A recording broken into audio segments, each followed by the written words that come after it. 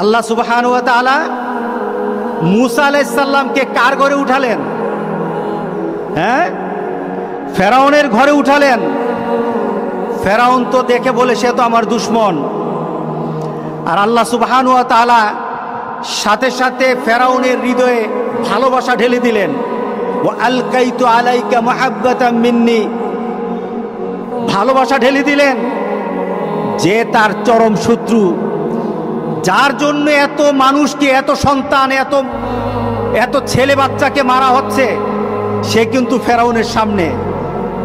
আল্লাহ বলেন, ফেরাউন তুই যার ভয়ে এত সন্তানকে হত্যা করলি, সে কিন্তু তোর সামনে টের পাবি না। সেই তোকে মৃত্যুর কারণ, সেই তোর জন্য মৃত্যুর কারণ হবে। কিন্তু আমার বান্দা যখন আমার কথা শুনে, আমি আমার বান্দার হেফাজতের পূর্ণ দায়িত্ব নিই।